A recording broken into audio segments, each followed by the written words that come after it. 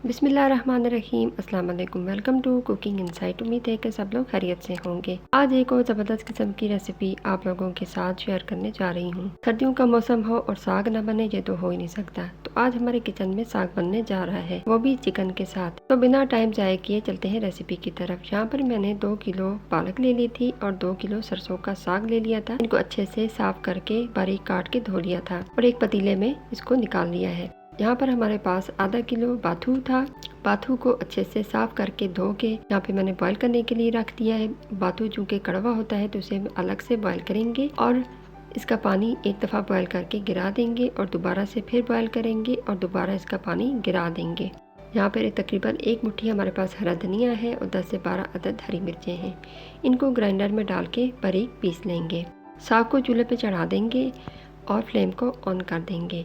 अब इसमें ग्राइंड की हुई हरी मिर्चें और हरा धनिया डाल देंगे और साथ ही तकरीबन 1 जग भर के पानी का डाल देंगे और ऊपर से कवर करके मीडियम से लो फ्लेम पर साग को पकने देंगे। साग को पकते हुए तकरीबन 1 से 2 घंटे हो चुके हैं। अब इसमें जो बाथू हमने बॉईल किया था, 2 दफ़ा बॉईल करके पानी गिरा दिया था, अब ये बाथू भी साग के साथ ही डाल देंगे। अब साग को इतना पका लेंगे कि इसका पानी बिल्कुल खुश्क हो जाए। अब साग बनके बिल्कुल रेडी हो चुका है। साग गल चुका है, उसका पानी भी काफ़ी हद तक रिड्यूस हो चुका है, कम हो चुका है। अब साग यूज़ करने के लिए बिल्कुल रेडी है। अब आपकी मर्ज़ी है कि इसको ग्राइंडर में डाल के ग्राइंड कर लें या फिर घोटने की मदद से घोट लें। मैं यहाँ पर साग को ग्राइंडर में डाल के ग्राइंड करूँगी। अब यहाँ पर चिकन रेडी कर लेते हैं। यहाँ पर मैंने तकरीबन पौना कप कुकिंग ऑयल लिया है और उसमें एक बड़े साइज़ का प्याज बारीक स्लाइसिस में काट के डाल दिया है। प्याज जब ब्राउन हो जाएगा इस तरह से, तो इसमें 2 टेबल स्पून भर के लहसुन अदरक का पेस्ट डाल देंगे और इसको भी साथ ही फ्राई कर लेंगे। थोड़ा सा फ्राई करने के बाद इसमें चिकन डाल देंगे। चिकन मैंने यहाँ पे 1 kg लिया है। इसको अच्छे से धो के साफ़ कर लेना है और चिकन डाल देना है और साथ ही इसमें 1 टेबल स्पून भर के नमक चला जाएगा। अब चिकन को इतना भूनेंगे कि इसके ऊपर गोल्डन सा कलर आ जाए।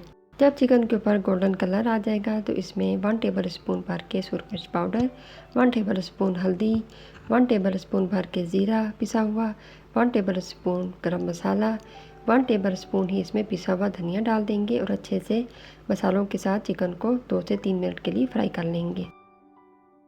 जब चिकन अच्छे से फ्राई हो जाएगा तो इसमें 5 अदद टमाटर ग्राइंड करके टमाटर का पेस्ट डाल देंगे और साथ ही इसमें हाफ़ कप हमारे पास दही है, अच्छे से फेंट के दही डाल देंगे। हाफ़ कप अभी डालेंगे, हाफ़ कप हम बाद में यूज़ करेंगे।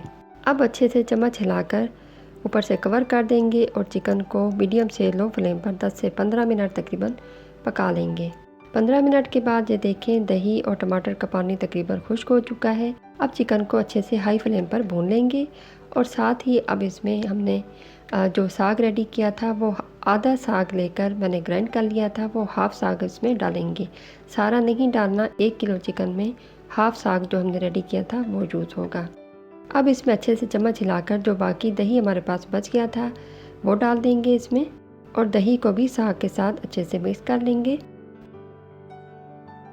अब साग को ऊपर से कवर करके 10 मिनट इसको मज़ीद पका लेंगे ताकि चिकन का सारा फ्लेवर साग में चला जाए और साग का फ्लेवर चिकन में चला जाए और अच्छे से ग्रेवी भी खुश्क हो जाए, दही का पानी भी खुश्क हो जाए। 10 मिनट के बाद साग को डिश में निकाल लेंगे, ऊपर से अदरक से गार्निश कर लेंगे। इस तरह से मज़ेदार चिकन साग बनके बिल्कुल रेडी है। गर्मा गर्म सर्व करें। बहुत ही मज़े का और टेस्टफुल साग बनके ये रेडी हुआ है। एक दफ़ा इसको ज़रूर ट्राई करें। गर्मा गर्म तंदूरी रोटी के साथ सर्व करें, एंजॉय करें। वीडियो पसंद आई हो तो लाइक शेयर सब्सक्राइब करना मत भूलें। मिलते हैं किसी और रेसिपी में, तब तक के लिए अल्लाह हाफ़िज़।